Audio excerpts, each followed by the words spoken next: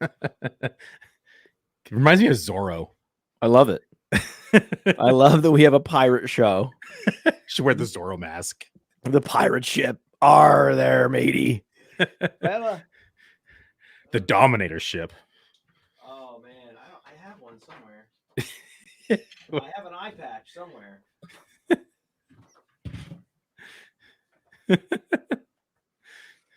You wear it the whole show. Are there, matey? We be having the NFL draft, and there are some winners and some losers. Yes, there is. I think I would pay good money to see the Podfather's prop chest back there. The little I got it pretty quick. You did. It wasn't like I was like fumbling around too long. I lift up a piece of paper. Boom. There's the eye patch. I imagine that you have this like pirate chest in the corner with all these props for the show. I do. Yeah. Like these glasses. Yeah. These are one of my favorite glasses. Yeah. I have a lot of stuff. Are there? We be on the pirate ship of the NFL draft. New prospects. Yeah. Oh, got a lot to talk about today. Woo! Yeah, we do. There's a lot of players that dodged competition. We haven't talked enough about that. I've been obsessing over the rookies and which teams drafted well, which teams drafted poorly. And then you look up and you're like, oh, Geno Smith is set up for major success. Rachaad White did not get the touch competition we were expecting. Oh, Amon-Ra St. Brown's going to get like 200 targets. What am I missing with Irv Smith? There's so many players where you were just expecting. Of course, the Bengals are going to draft a tight end. There's so many good ones. Thought so. Nope. They said, F it. We're rolling with Irv Smith. We're not doing it. And that's why I wanted to create this show sheet today, because I've been listening to a lot of our podcasts, and it's like, I love talking about the rookies. I love talking about the landing spots. I love talking about the draft capital. I love talking about what teams did right, what teams did wrong, and how it's going to affect fantasy. But you're right. We have not talked about veteran winners, veteran losers, and post-draft and how it's going to affect fantasy teams, because a lot of people already have these people on their rosters and they're heading into their dynasty drafts and they're wondering, did my players come out winners? Did they come out losers? And now this is the time for them to really kind of dive in, take a look at what our analysis is, and we can let them know there's some big winners from the draft this year. I mean, there's some big surprises. With me that Geno Smith is the biggest winner at quarterback? Oh, absolutely. I mean, they went out and got Jackson Smith and Jigba, picked 20 overall. I mean, they still have DK Metcalf. I mean, they got them another back. I mean, there's a lot. They didn't draft a single quarterback. No, they didn't. Huge winner.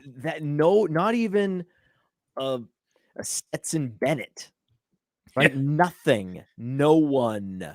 And it's what we were expecting them to take, maybe that tier quarterback, maybe a Will Levis. We thought something was going to happen, right?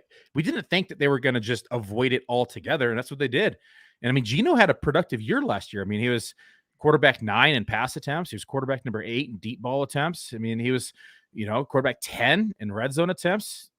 This was a pretty efficient offense. Air yards, quarterback 7. Money throws, quarterback number 3. Passing yards, he had almost 4,300 passing yards. That's sneaky good.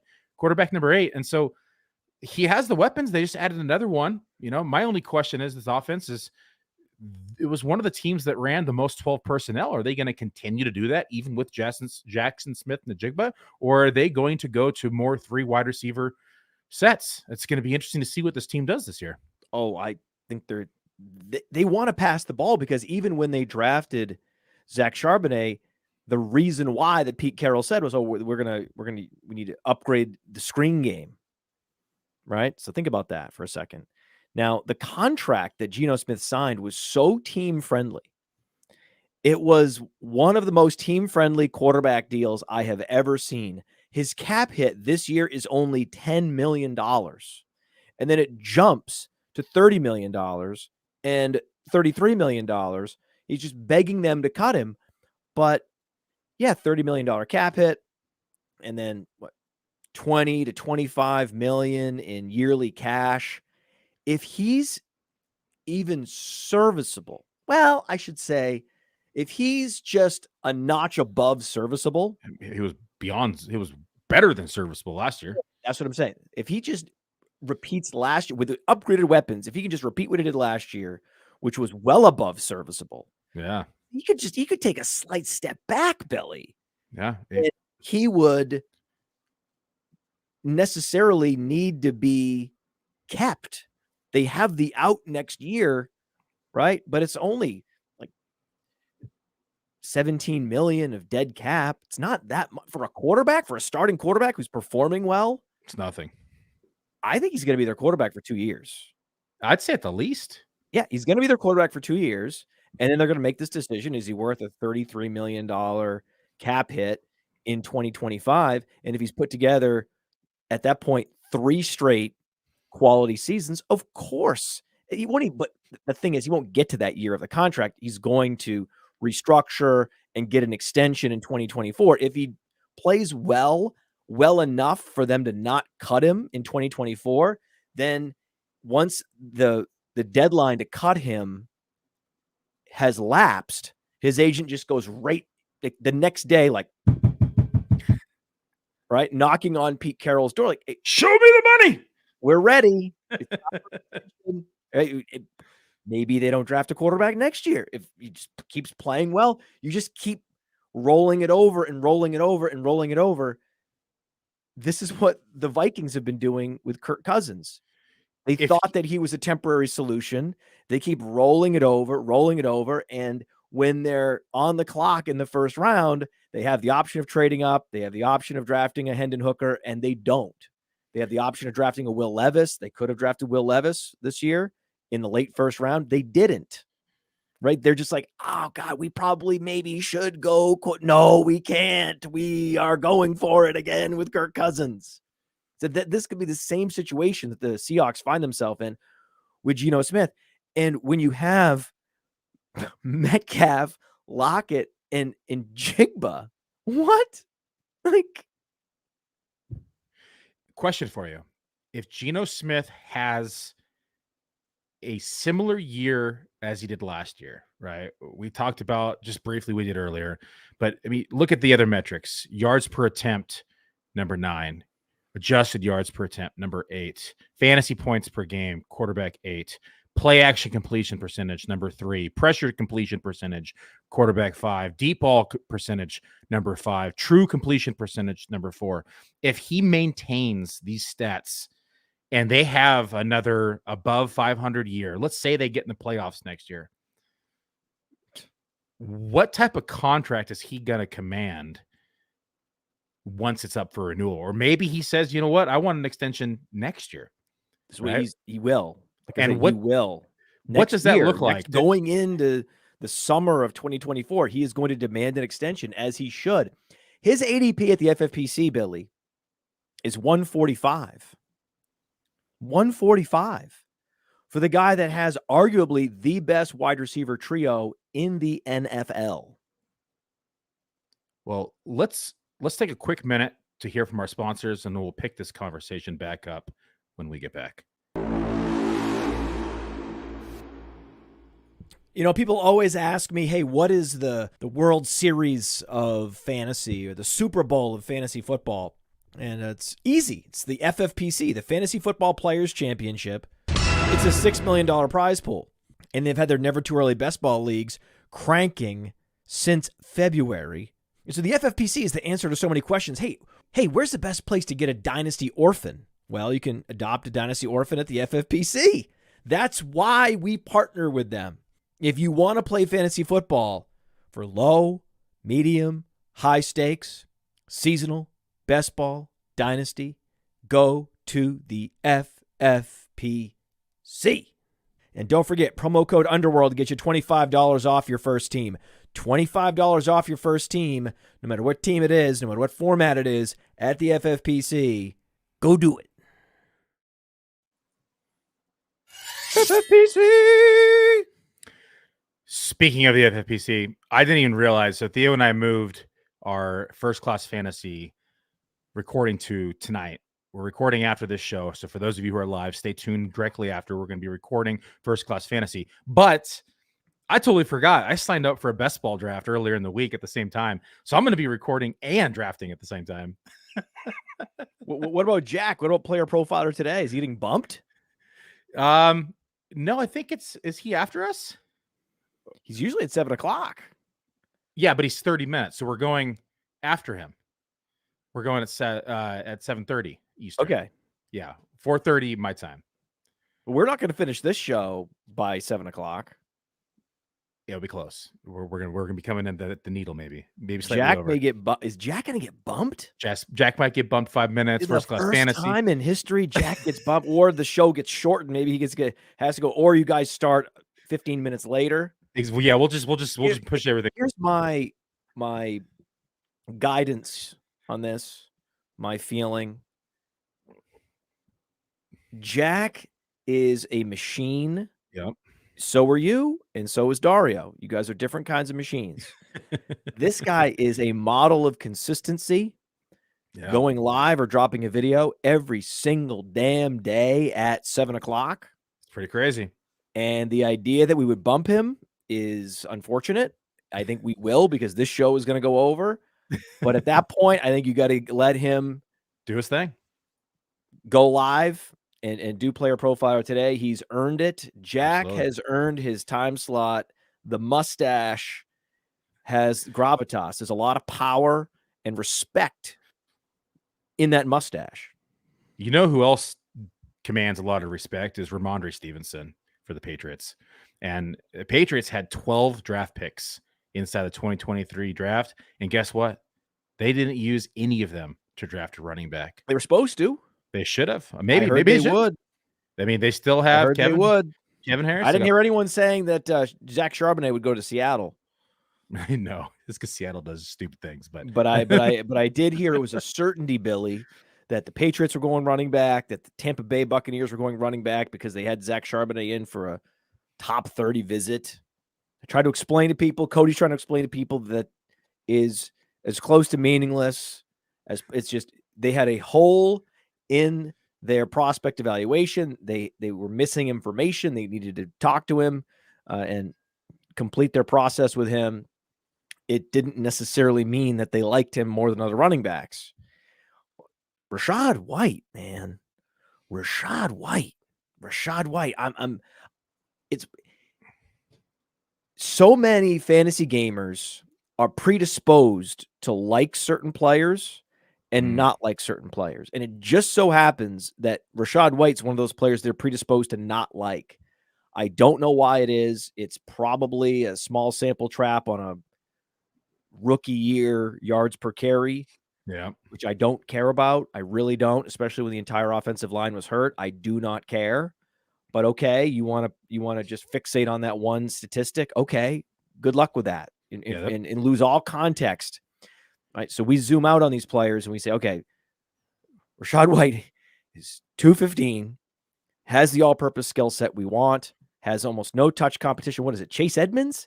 And now these fantasy gamers they're just obsessively fading Rachaad White. Any confirmation bias you can possibly toss at them, they will dunk it. They will grab it and dunk it. Even if a guy's undrafted, they'll be like, oh, there were health concerns, and if Tampa had a clean health evaluation, then where it's all systems go on Sean Tucker, and he's better than Rachaad White. And it's like Rachaad White was a day 2 pick last year. Rachaad White was a dominant college producer. Rachaad White had one of the great stories of a player rising up out of the primordial soup and creating a professional athlete. And Sean Tucker is an athlete. He's been an athlete, and he's a stiff, straight line-ish runner. He has explosiveness, right? He's like a lesser Israel Abanikanda. And I don't hear anybody concerned that Abanikanda is going to cannibalize touches from Breece Hall, but that's Breece Hall is at one of the chosen one running backs. Yeah. If you are in the club, if you got the second round capital, if you have the the college tape that everybody wants to see. If you flashed, especially, a big time reception profile as a rookie, Breece Hall did all these things. I love Breece Hall, right? But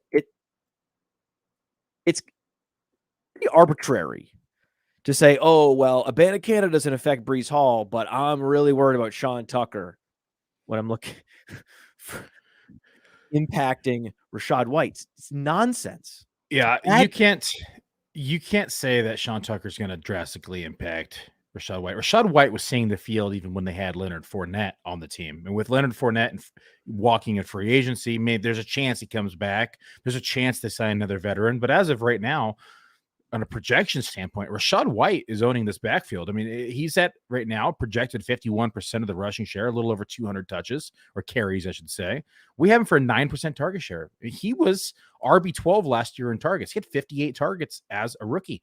And we're only going to see that go up. And I understand. And he caught all but 8 of them. He had 50 catches, Billy. He had 50 catches. Like, oh, but Breece Hall had these 10 catch games. Okay, well, Rachaad White had an 8 catch game and he had a 9 catch game.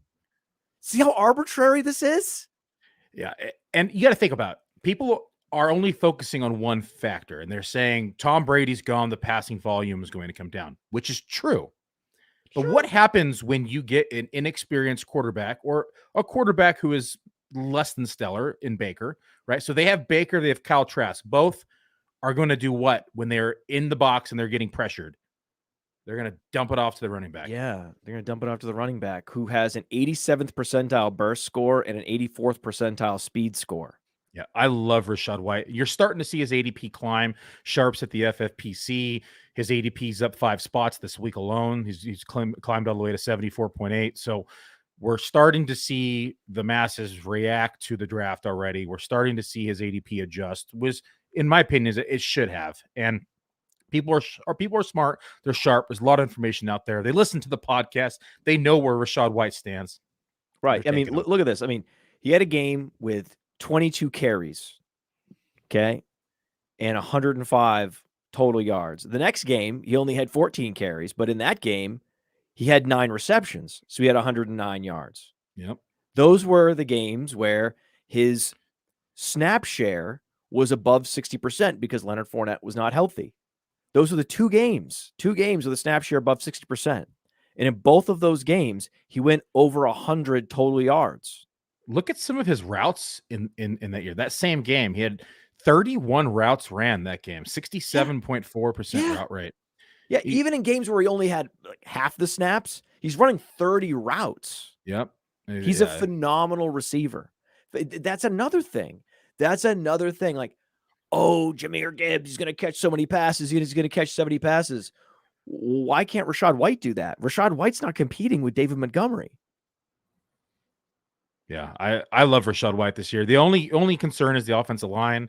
The offense isn't going to be as efficient without Brady, but I think that they drafted Cody Mauch. They did, and I think they drafted Cody Mauch. They're going to have a healthy Tristan Wirfs. There's going to be improvements on the line is where I was going with this. And I think that the offense will be a little bit more efficient than people are imagining. This is kind of like a Seattle 2.0. Like we look back to last year and everyone looked and said, hey, this offense is going to be horrible. You know, they don't have Russell Wilson. There's all these changes. The offensive line is bad. And look what happened, right? They outperformed expectations. I mean, you look at the weapons that they have. They still have Mike Evans. They still have Chris Godwin.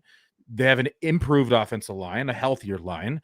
And let's face it, Baker was actually pretty good when he's on the Rams last year.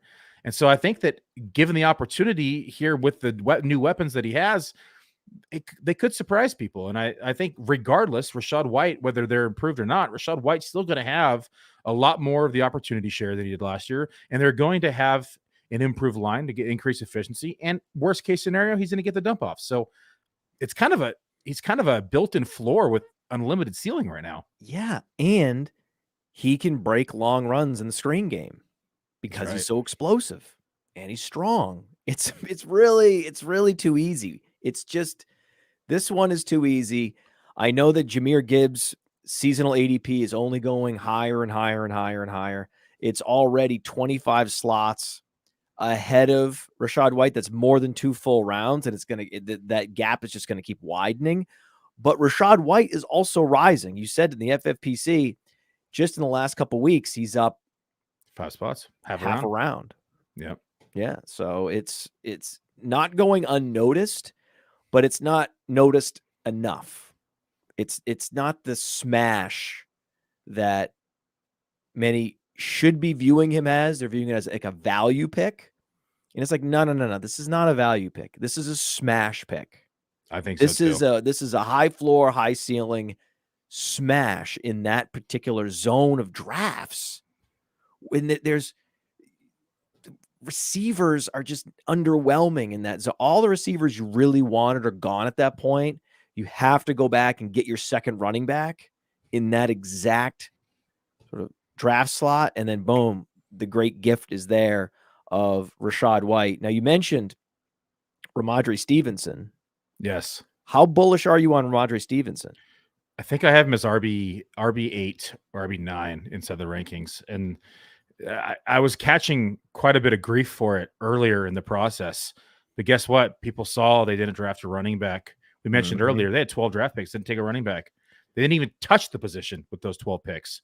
Yep. Right. We saw Damian Harris left in free agency, and Rhamondre Stevenson already dominated this backfield last year. He saw 61.6% of the backfield touches, 59% of the running back carries. We saw him as RB3 inside the passing game with, 87 targets or something like that.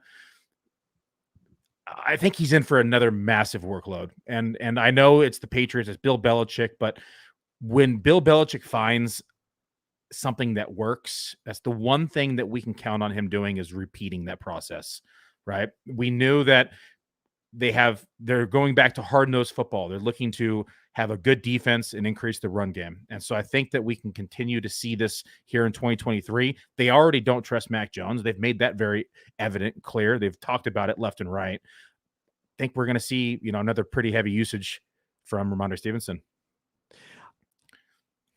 Can I tell you what I hate? Yeah. Can I tell you what I hate?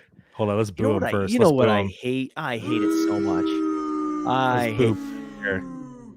I really, really hate it. When these drones on social media refer to themselves as we. Yeah. Okay. Aren't we concerned? Aren't we the collective? It's not just me. It's all the other smart people that are looking at Rachaad White, and we're thinking, oh, don't we have concerns that he's actually good or not? It's like, no, we evaluated him in college. Okay. And then here's the thing. Tampa evaluated him, and Tampa was like, we need to get this guy more touches than Leonard Fournette. Super Bowl hero, Leonard Fournette. It was a first-round draft pick. Leonard Fournette. And so the Tampa Bay Buccaneers are telling you with their actions in the draft and with their roster moves, that's when teams are unable to lie to you. Correct. There's no coach speak with draft picks. There's no coach speak with cuts and signings. And they're not drafting anybody after taking a guy in the third round, which is premium draft capital now for a running back, and then feeding him in games where Fournette was active, Rachaad White out snapping him. The team is telling you he's good, right? Mm-hmm. And in the draft, whenever a team drafts a guy, and when they overdraft, like let's say the Lions overdraft Jahmyr Gibbs. Well, the Lions told us Jahmyr Gibbs is electric and elite and amazing and just the best satellite back since Christian McCaffrey. That's what that draft pick tells us. The Lions picked him there for a reason.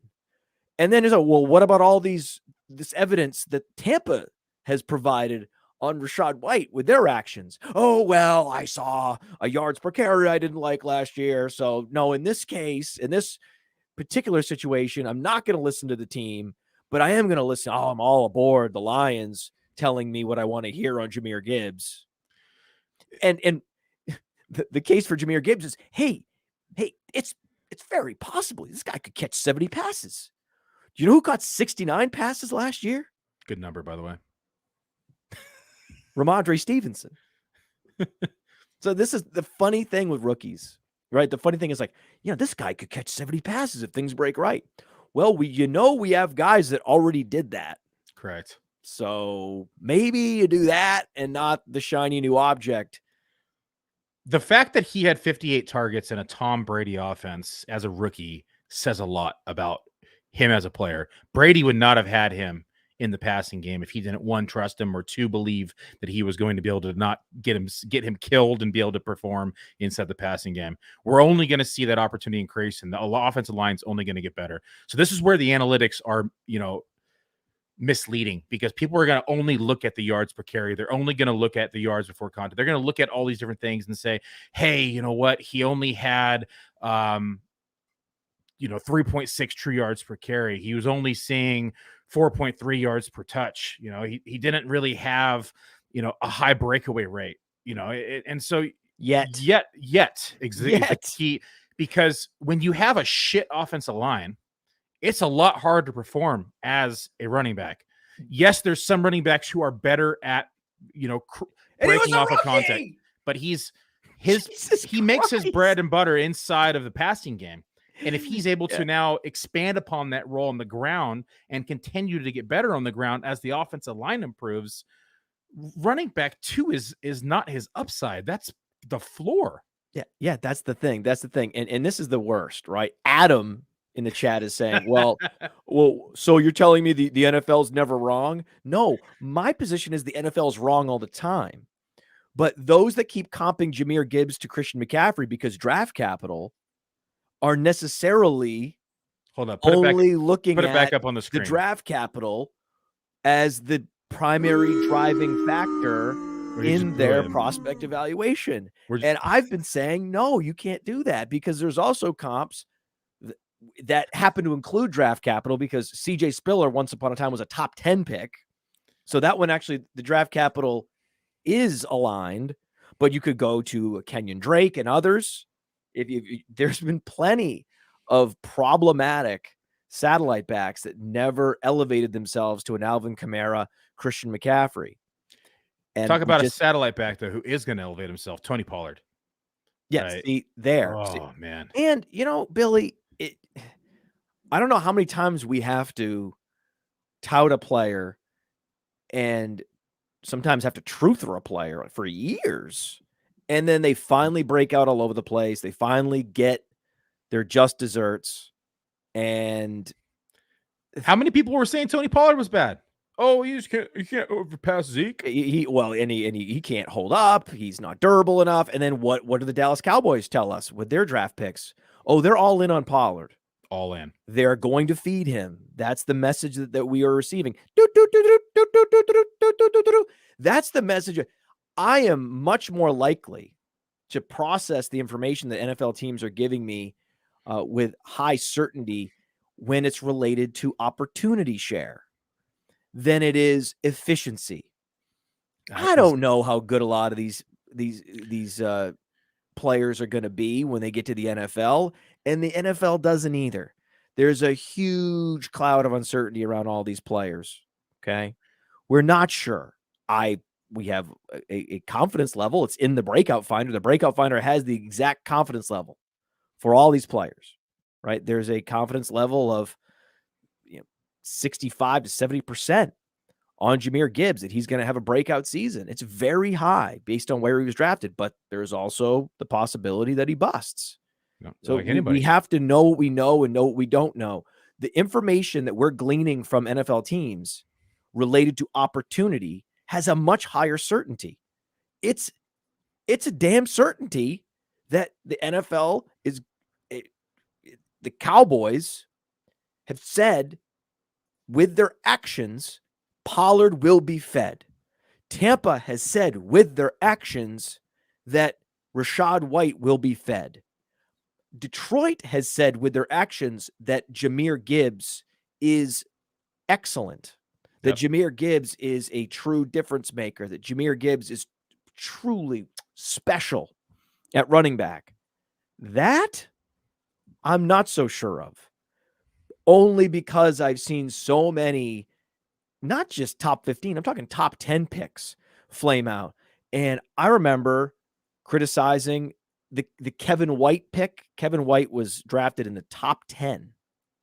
I remember that pick. And it didn't make any sense. The guy had a big senior year. It was a JUCO transfer, super athletic. And when we were like, I remember, like, hey, guys, athleticism is not nearly as predictive for wide receivers as it is running backs. Yep. Rachaad White's athleticism is orders of magnitude more predictive for his future success in the NFL than Kevin White or Rachaad Perine or all these other size, speed specimens at wide receiver that never did a goddamn thing in the NFL.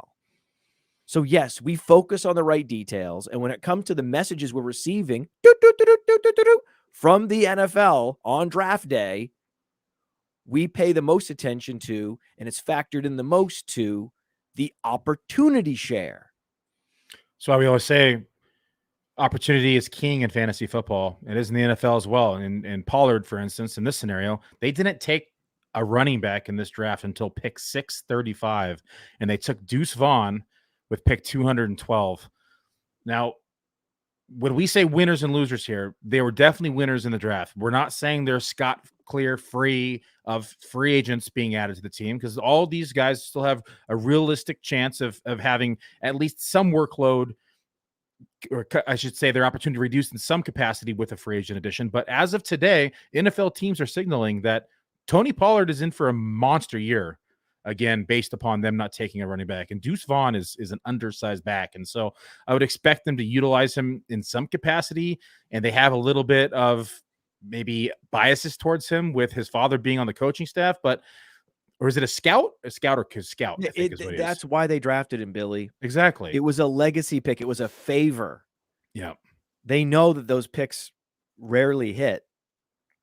They're going to have to churn the free agent pool at running back. That's what they're going to have to do. You see a Zeke laying back on the team is my probably the most likely. You have Fournette, it could be Zeke, Hunt, or it could be Fournette or Hunt. Or Hunt. There's a whole bunch of possibilities. Probably one. It doesn't matter though. Exactly. It doesn't matter. Pollard's not going to lose significant touches to any of those guys. Sure, some short yardage stuff, but I think it's going to be the Tony Pollard show. That's the message we've received. Yeah, Pollard was electric last year. I mean, we take a look at the metrics, and he was heavily involved inside this offense, very explosive, right? He was running back number 8 in fantasy points per game, running back 12 in receiving yards, running back 15 in rushing yards. You take a look at the breakaway rate. We talk about explosiveness, 8.8%, running back 4. Breakaway runs, number 3 with 17. Like this is why breakaway runs. Yeah, it is. Oh my God.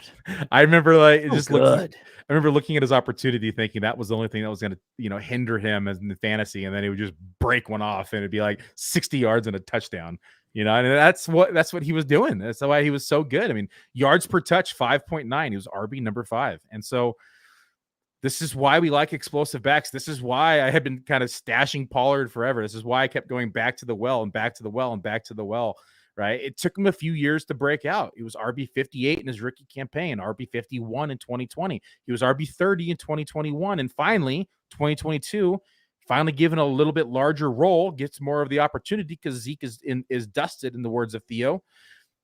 And look what we have. Tony Pollard, RB 8 last year. Love it.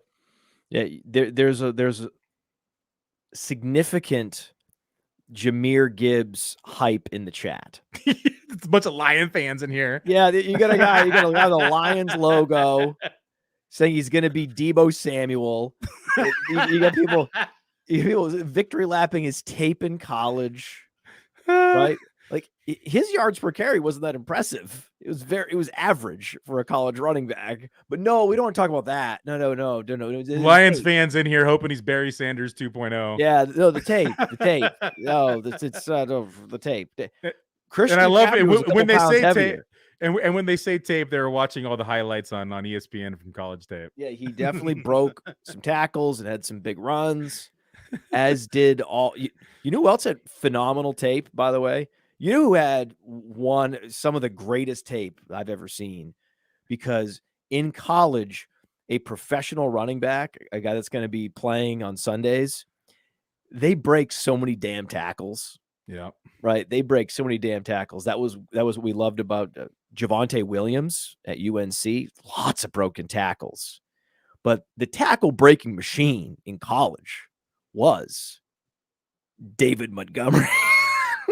If that's what you're looking for, tape guy, if Mr. Tape Grinder in the chat, college tape grinder, then you really should be standing up for David Montgomery here, not Jahmyr Gibbs. We got a Steve Smith burner in here, right there. Oh yeah, Steve Smith is a big Jonathan Mingo fan. Yeah, that's right. Yeah, wow. Oof. Let's see. Woof. Woof. Steve Smith, not good at this. Not good at this. Steve. I love that it overdrafted wide receiver. I love that he retweeted the Cooper Cup thing at the draft again. That was hilarious. Yeah. Wow. Yeah. Well, he's got a lot riding on Mingo here. A guy that did not separate at all. Did he not check the separation metrics? Carolina didn't either. It's weird, man. Carolina had no idea that a 5'7" quarterback has almost no precedent for success in the NFL. They forgot to run that particular measurement through the model, and they also forgot to run the separation. It was evident at the Senior Bowl. Now, he does have the alpha body, but there's no guarantee that he's going to be better than Terrace Marshall. They're both second-round picks, and they're both were good, not great in the SEC. You could argue because of the teammate score on the Breakout Finder that Terrace Marshall was actually more impressive than Jonathan Mingo. Came out early. Mingo stayed for his senior year. I mean, there are red flags on the Jonathan Mingo profile. You can draft a guy like Jonathan Mingo typically in the third, fourth, fifth round. Even guys like that go undrafted sometimes, like Alan Lazard. So I did not understand that. I thought Carolina had an awful draft, just a terrible draft. So I think we just keep the Lions theme going because another winner inside of this NFL draft was Amon-Ra St. Brown. Oh, big time. Big time. That's the thing, right? That's the bearing of the lead. I love the bearing of the lead. Let's fixate on all the ways that the coaches and the offensive coordinators are going to draw up plays in my mind's eye, in my imagination, all these imaginary plays we've never seen before, but we're going to see them on Sundays for Jahmyr Gibbs, and lose sight of what we already know, the gift that we already have, right? Just open up the present, open up the box. You got Amon-Ra St. Brown. 200 targets just landed in his lap. This is amazing. Do you really think that? What do you think? You think Jahmyr Gibbs is gonna sort of displace Amon-Ra St. Brown? Amon-Ra St. Brown is the truth. Amon-Ra St. Brown is one of the doggiest dogs at wide receiver. He is going to look at Jahmyr Gibbs and he's going to laugh. He's going to laugh if Jahmyr Gibbs thinks that he can sort of usurp his role in any way in this offense. No chance. So I had Amon-Ra St. Brown ranked ahead of AJ, or ahead of I had him. I think what was it, number 9 pre-draft in wide receiver rankings. Had him ahead of Devontae Adams. I had him pretty high. People were giving me a lot of shit for it. Jameson Williams suspension comes in. They don't really add anybody worth mentioning inside the draft outside of Jahmyr Gibbs, the passing game. Yes, they get Sam Laporta. I expect him to be the tight end 1 for this team because they just don't have a tight end. But his target share went up in my projections after the draft. Of course it did. He went to 29% in the projections, which is 170 targets. That's with giving Sam Laporta 10%. That's with giving Jahmyr Gibbs almost 9% or 50 targets, right? There's nobody else. But Billy, you need to give 120 targets to Gibbs. That's what people are thinking. Yeah, what are you doing, man? That's why you've got the St. Brown projection all wrong. And I mean, David Montgomery can still catch the ball too. I mean, David Montgomery could just as easily catch more passes next year than Jahmyr Gibbs.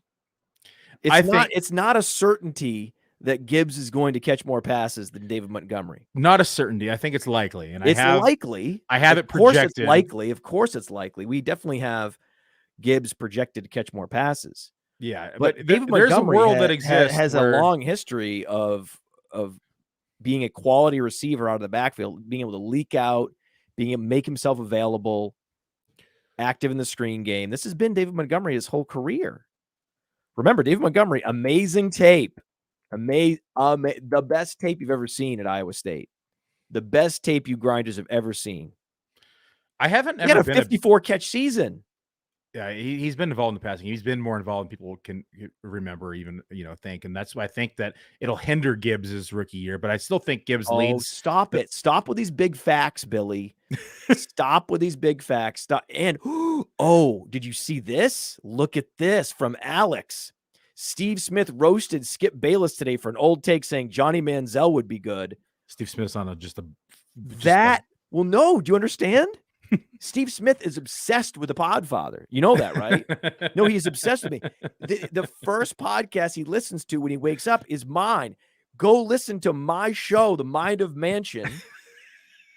The Mind of Mansion show dropped today at 6 a.m. And at the 9-minute mark, I played Skip Bayless debating Johnny Manziel. That's hilarious. Yeah. And where he said Johnny Manziel is going to be a star. We're living rent-free inside Steve Smith's head, according That's to right. And then post. so Steve Smith is once again riding my takes. Right? Congrats, dude. Congrats. Wow, you found my take online. You found my take on YouTube, and you want to. And he's basically. We should invite him to the show. We should get him on. I think we should just. I can moderate it. Is standing on the shoulders of the giants in the Podfather.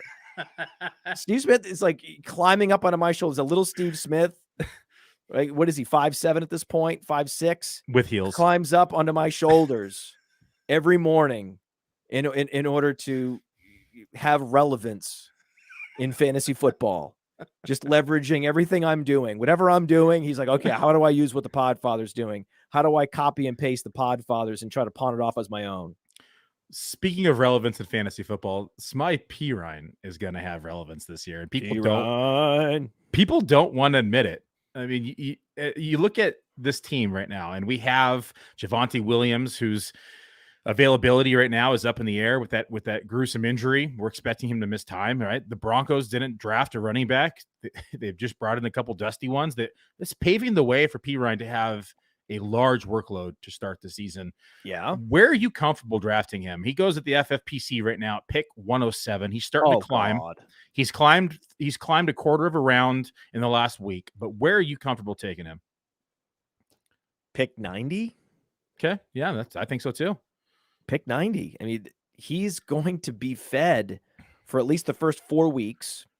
And Javonte Williams at a multi-ligament knee injury. So what happens when you tear multiple ligaments is they have to go repair one, and then you let it heal.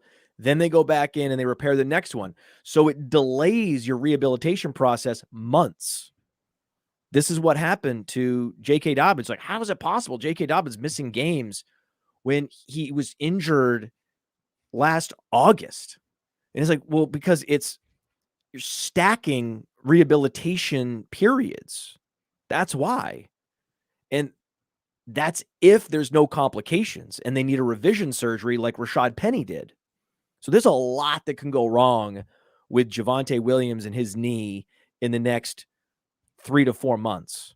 Well, yeah, we could be looking up, and it's just Samaje Perine is this year's Mike Davis. Look at running backs coming off this injury too. Like, what is it? The only running back in the years past has been Adrian Peterson coming off ACL, finished inside the top 20. It's crazy. It's a tough injury, and he's it's multiple inside that knee. It's going to be very hard for him to come back from that. And look at what even the Bengals did when games were on the line. Who did they go to? They went to Perine. Yes. And we were everyone's up in arms, like DFS grinders. Like, yeah. Why? Why we have Mixon? What are you doing? What are you doing on third down? Perine? Screen to Perine? What? Head scratcher at times, but I mean, they trusted him, right? They trusted him in the passing game. They trusted him in pass protection. I hate to be the guy that talks about what players were in college. I hate to do it. I love to do it. Perine was the starter at Oklahoma, not Mixon. They were teammates at Oklahoma, and Perine was the starter. He was the Thunder. Mixon was the Lightning. And it was a 60-40 split. You're not allowed to be surprised. You just this is just discount RB2 from miles away. You can see this from miles and miles, Billy. This Perine thing. You can. This Perine RB2 slot.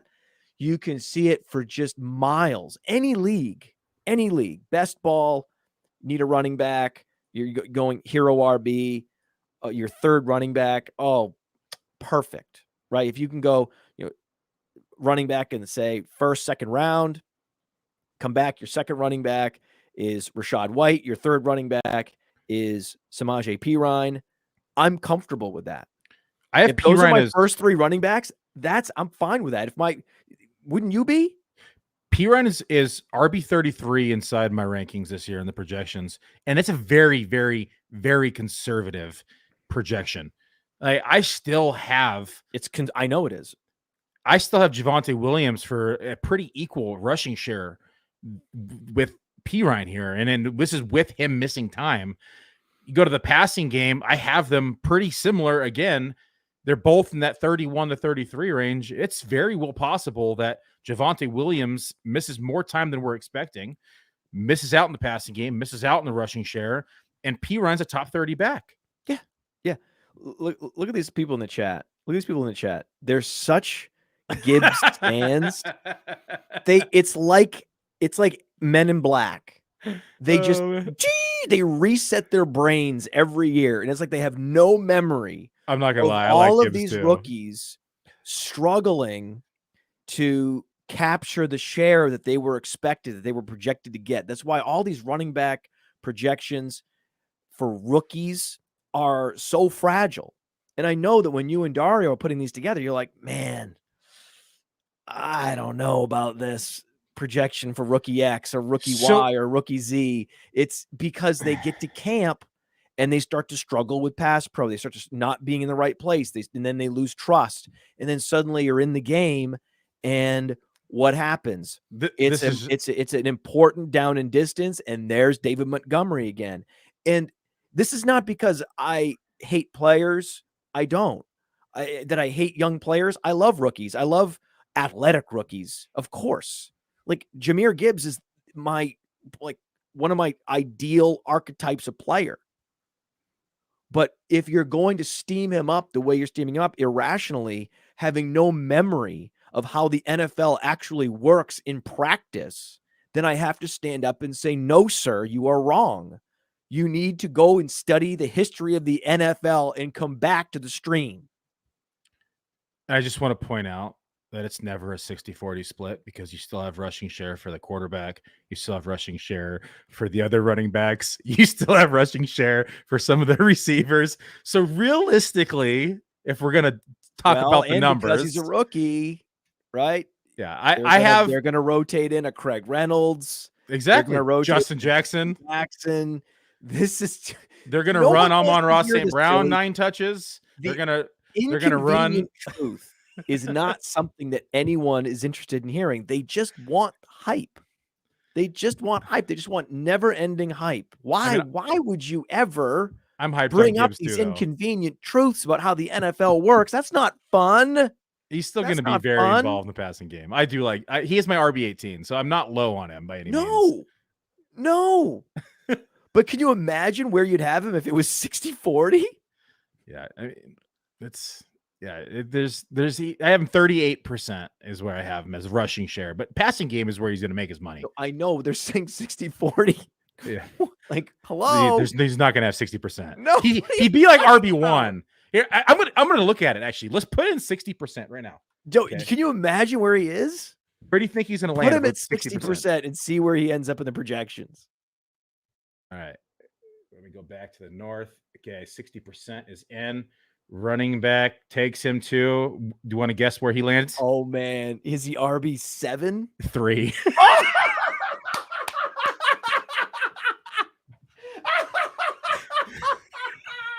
That's a 60-40 split. RB3. Of course. Ahead of Jonathan Taylor, Barkley. He leaves Bijan in the dust now. Pollard. Bye, Bijan. Tony Pollard's like 30 points behind him now. We got.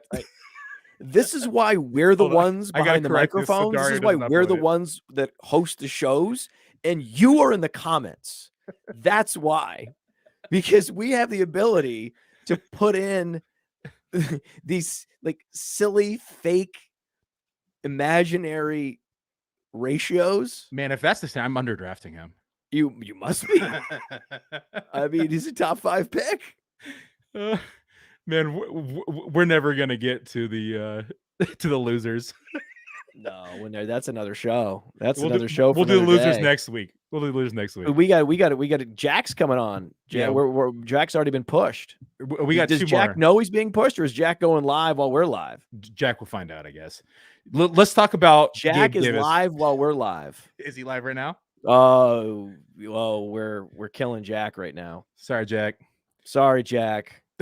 Concurrent live streams is not recommended. That is one of the cardinal sins of YouTube. Jack's like, forget these guys. I'm going live. He's like, oh, you think you're gonna push me? Nope. No. Jack's like, I go live at 7 a.m. I go live at 7 p.m. and that's just what I do. I love it. I love Jack's dedication. He was like, he saw we were live and he's like, I'm going for it. People are taking us too seriously now. 60% Gibbs destroys Bijan. Yeah, if he has 60%, I don't know why anyone would draft Bijan when they can have Gibbs. Doesn't make any sense. So strange. So strange. It's so strange. Right. And also, I love that there's still this lingering belief in the Lions, as if those weren't Dan Campbell picks in the first round. That was Dan Campbell at the helm. You got to see what happens when the coach wins a political battle in the war room. He takes a middle linebacker named Campbell. That's what happens. So if you think this is some sort of rational pick that you would go running back, satellite back, right? 60%. In the top 15, no, that was not a rational pick. It was a really bad pick. I love the Lions. They were my Lions. They were your Lions. They were our Lions for years. And now I'm off them. Now I'm back. I've run back into the arms of Chris Ballard. They're now our Colts.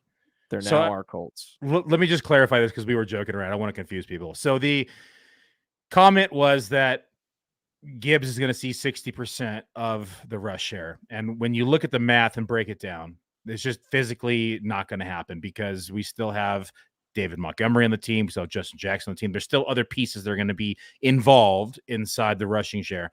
If we gave him 60%, as we were joking around, there's very few players in the league, maybe a handful, less than 5, that see 60% of the rush share in a given season. Those are workhorses. Right? Those are workhorses. That was Derrick Henry, right? Those are workhorses where Jahmyr Gibbs capped out at 150 rushes in a season in college. I love this comment. 60% of the time, Gibbs will get 100% of the carries. It is more likely that Jahmyr Gibbs sees 20% of the rush share than 60. I would agree with that. Yeah, the 60% is a lot. I mean, we're talking about a team that runs, 450, 500 times a season.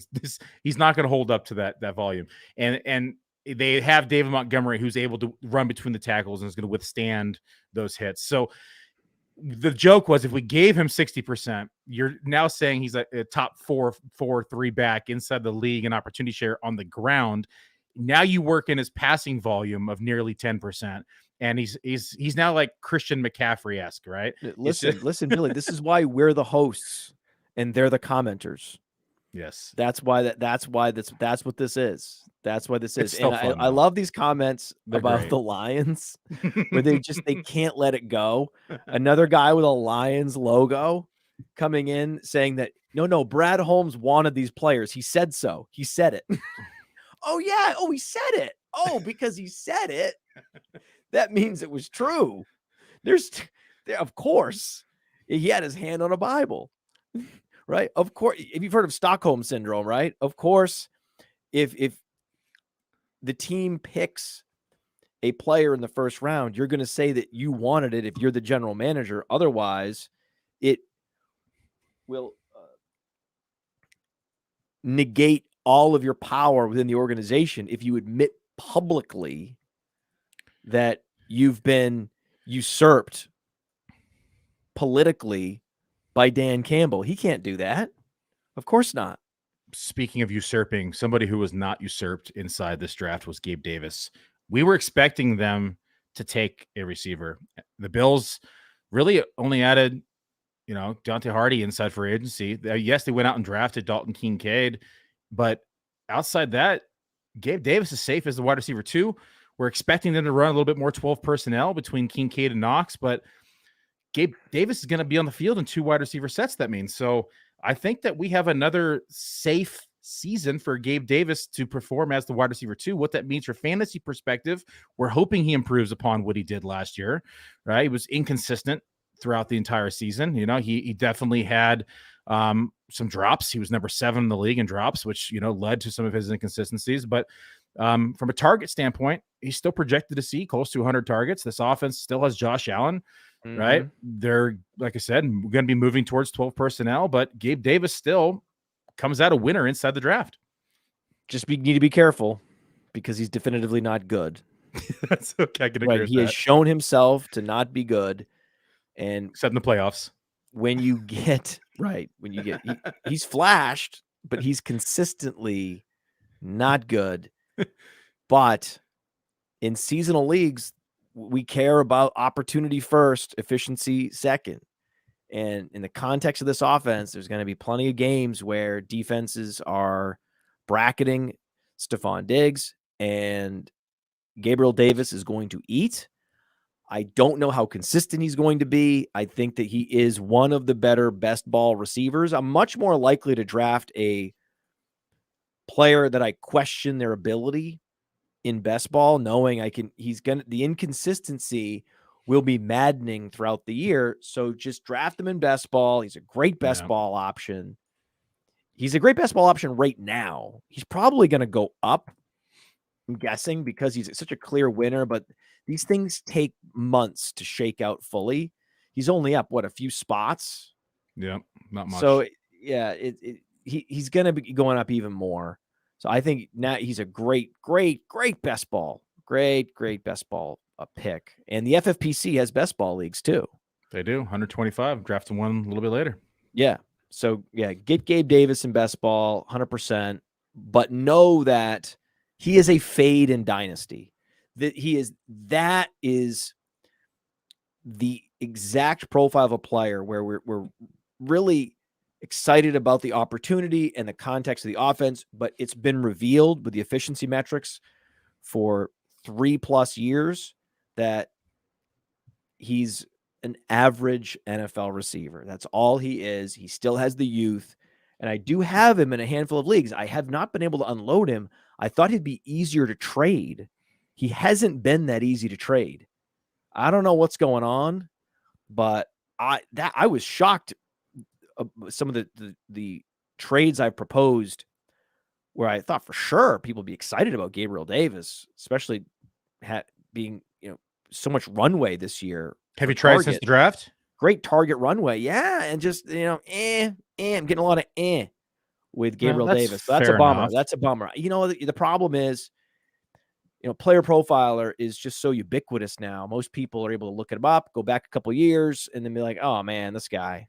And I'm like, yeah, I know. I just want to get out of it. So I'm trying to get out of it in Dynasty, but I'm happy to ride it one more year in best ball. There is a stat that's very promising, at least for his outlook for 2023, and that's snap share, right? When he's on the field, 90, 91% of the time, we're hoping that the rest of the stats follow, right? We only saw 18% of the target share, but 91.5% of snaps. He's definitely getting his cardio in, right? We see him run a lot of routes. He ran 503 routes last year, right? That was number 23 in the league. So if we can just capitalize on this opportunity just a little bit more, he'll outperform ADP.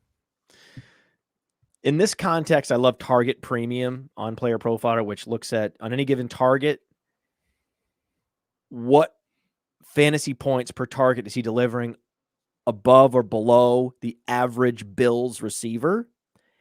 And the indictment is that typically the outside receivers perform best because the big outside receivers, they're more often targeted in the red zone.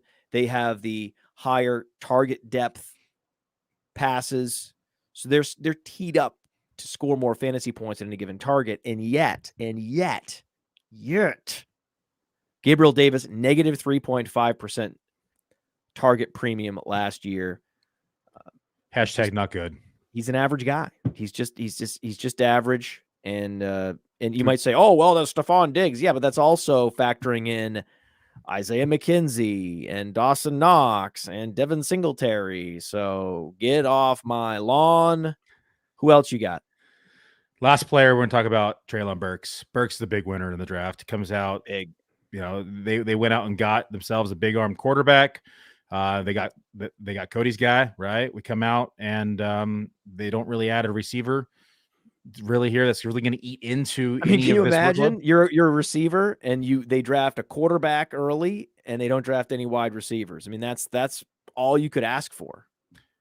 It really is. I mean, you take a look at this offense just as a whole, and it's a little scary, right? I'm going to say just from a fantasy perspective, when I was going through the projections and I'm taking a look at the team, it was really gross projecting out this team. I'm not going to lie, right?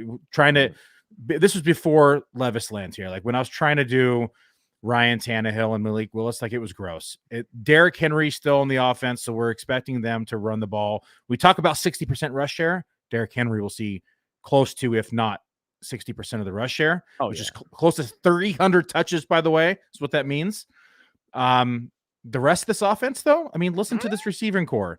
Nick Westbrook-Ikhine right now is projected to be the number 2 option in the passing game as a receiver. Would you say that Chigo's number 2 technically? Well, yeah, Chig Okonkwo is the other guy that we love here. Yeah, another big winner. So I think it's really a tie between Chig and Treylon Burks. Oh, absolutely. Yeah, they were both big winners. I think the 2 big winners at tight end were Chig Okonkwo and I think we talked about him earlier, Irv Smith. Yeah, Irv Smith. That's right. Yeah, Irv Smith. So, but yeah, is it even close? Is Nick Westbrook? He's the number 2, the clear worst number 2 receiver in the NFL. I think so. Off the top of my head, I think so. Off the top of my head, I can't. I mean, maybe the Patriots. Who's the Patriots number 2 and top? I mean, we don't even know technically right now. Patriots. Tyquan Thornton. Yeah, that might be equally as bad. I'd take Thornton over Nick Westbrook-Ikhine. At least you know he's going to be involved in the running game too. Are they bringing back Devontae Parker? No, Parker's gone. So who do they even have? Patriots have. Let me see here. Let's go to the depth charts on playerprofiler.com. Patriots have. This is quite the mystery. Patriots have Booty, who they drafted, Thornton, Juju, right, is number 1. Kendrick Bourne, sneaky. He could be a 10 to 12% target share guy. Oh, it is Thornton. Yeah, Parker's technically, I think, still there. He's like, but I don't. It's 5%. I haven't heard that Parker's not on the team anymore. Yeah, but even when Parker is on the team, he's not on the team. Okay, so that's very close. Nick Westbrook and Tyquan Thornton is very close, but I think it could be Booty. Wait, should we be drafting Booty in seasonal leagues? Kendrick Bourne's kind of sneaky. I like Kendrick Bourne. You'd rather have Bourne? I mean, Booty has the upside, but when Bourne's given the opportunity, he's actually been pretty effective. He always finds the end zone. Like he just there was a span, not last year, I think it was 2022, where he was like a wide receiver 2 for like 4 weeks, where he just always found the end zone. Booty. Is Booty. Yeah, I think Booty, Bourne, that's close, man. That's real. That's right there. The other suggestion in the chat was John Mechie. Oh, Mechie's better than all those I'd guys. much rather have Mechie. Yeah, Mechie's might be the one. They have Mechie Bob has Woods some too. potential. Mechie's a full-blown second-round pick. He just missed last year. I don't believe that there's long-term side effects. No, they said ready for camp. He's gonna be ready already. Yeah, so I think for Mechie's a steal right now. He had the cancer, kicked the cancer, baby. That's right. You love that. I think it's Bourne. I think it's Bourne with the Patriots. I don't think it's Thornton. I think it's Bourne. And hey, look at this. Me, I would rather have Bourne. He has a typo. He said Pat's fans seem to think it's Bourne. That's right. I think it's Bourne. No, it is. Too. Oh, FF Mad Scientist, love him. He's great. He's great. Everyone in the chat, take after him. He knows what he's doing. That's the guy that knows what he's doing. Falcons are another one. Someone mentioned in the chat. That definitely. I think the Falcons are definitely up there as well. Who's their number two? Number two for them right now is either Mac Hollins or Jahmyr. No, it's not. Oh no, Mac. I would much rather have Mac Hollins. Yeah, so it's Nick Westbrook, then Kendrick Bourne. Oh yeah, Drake London, Mac Hollins, Kadero Hodge, Damiere Byrd. Those are all the. Yeah. Well, thank God they have Mac Hollins. You got to draft Mac Hollins in best ball too. He's going super late. Yeah, you been drafting him at all? I have actually, because like when you do projections and you see that he's going to see like 55, 60 targets and he's going around, he's like, you have to scroll. And when you're an underdog and you're in round 20, you have to scroll down like 20, 30 picks to find him. Because that's smash there. That's I've mixed him. He's one of my round 20 guys I always lock in. How much of the Irv Smith are you getting? Irv Smith was going a lot cheaper. He's climbing now pretty significantly since he's another winner inside this. I mean, he's a major winner. They didn't take a tight. We thought they were going to take a tight end. They didn't. I just can't believe it. I can't believe they're paying him so little, and he's produced so little. He had a good rookie year, though. Yeah. So did Eric Ebron. That's his best comparable on Player Profiler. I mean, again, these are all unfortunate comps, right? I remember when Irv Smith came out, early second-round pick from Alabama. And so many people were talking about how many targets he was going to be, such a target magnet with the Vikings. And they're like, well, Eric Ebron's a comp. I hate to tell you. They're like, well, this is the Vikings, and he went to Alabama. And, it's just like, God. Boom, bitches. I hate being that guy. I really know I love being that guy. So, yeah, Irv Smith, just in the last week, he's up 2 rounds. I can't believe how late he was going in in tight end premium. Wow. There was about a 2-week window where he was going in rounds like 16, 17, because it was just in that just landed in the Bengals. People hadn't really reacted yet. And then like within weeks, he just started ticking up like a round at a time. And he still hasn't climbed enough, in my opinion, because you look at this offense, one of the highest expected pass play offenses inside the league. Mm-hmm. We know they're going to be moving the chains. We know they're going to have a lot of opportunity. We know they're going to be in the red zone.